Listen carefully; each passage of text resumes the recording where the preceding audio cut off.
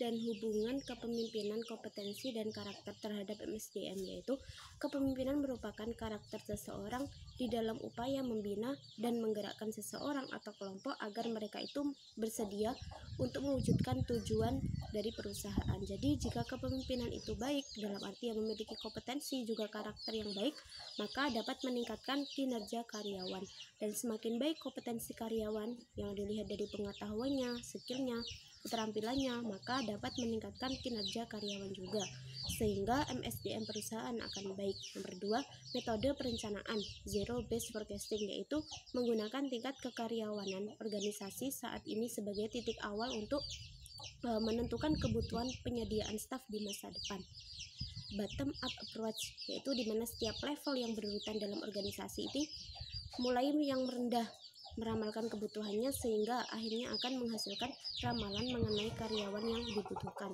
Yang ketiga, hubungan antara volume penjualan dengan jumlah karyawan yang dibutuhkan. Ini salah satu prediktor tingkat kekaryawanan yang paling berguna adalah volume penjualan. Terdapat hubungan yang positif antara permintaan dengan jumlah karyawan yang dibutuhkan. Yang keempat, model simulasi, yaitu teknik peramalan dengan melakukan eksperimen mengenai situasi nyata menggunakan metode model matematis, metode desain kinerja, high performance work. Setiap pengukuran sistem SDM harus memasukkan kumpulan indikasi yang merefleksikan pada fokus pada kinerja dari elemen sistem SDM. HR System Alignment menilai sejauh mana sistem SDM ini memenuhi kebutuhannya dalam strategi perusahaan. HR efisiensi, ini bagaimana fungsi SDM ini dapat membantu perusahaan untuk mencapai kompetensi yang dibutuhkan dengan cara biaya yang efektif.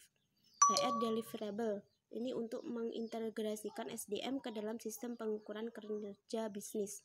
Metode analisis jabatan, wawancara, ini ada 2, individual dan kelompok. Kemudian kuesioner, angket yang dibuat dan diberikan kepada karyawan dan manajer untuk diisi. Kemudian observasi, dilakukan dengan melakukan observasi karyawan saat bekerja selama siklus kerja lengkap. Kemudian buku harian, karyawan membuat buku harian atau daftar dari apa yang mereka lakukan sepanjang hari di perusahaan. Nomor 3, tujuannya yaitu untuk menyediakan pelamar kerja sehingga organisasi ini memiliki kesempatan yang lebih besar dalam memilih calon-calon pekerja. Kemudian agar konsisten dengan strategi, wawasan, dan nilai perusahaan.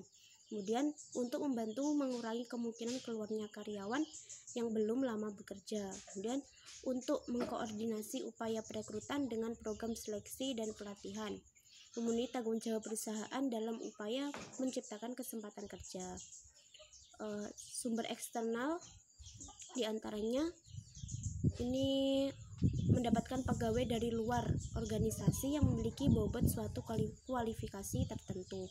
Program referral pegawai, yaitu iklan secara lisan atau melalui organisasi lain.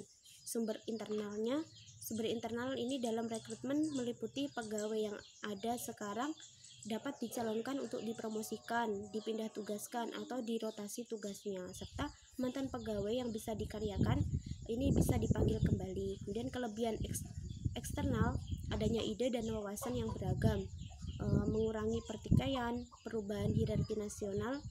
Kemudian kekurangannya, adanya resiko, beban biaya, ketidakpuasan pegawai untuk promosi, kemudian ketiadaan informasi. Kelebihan internalnya, kenaikan gaji dan karir, pengurangan resiko kekeliruan seleksi dan penempatan, kemudian rekrutmen dan seleksi lebih sederhana. Ini menambah pengalaman. Individu yang ditarik dari dalam ini lebih mengenal pegawai dan organisasinya. Masa sosialisasinya dan lebih singkat. Kekurangan dari internalnya memicu pertikaian, peniruan terhadap pegawai terdahulu, kemudian adanya efek ria.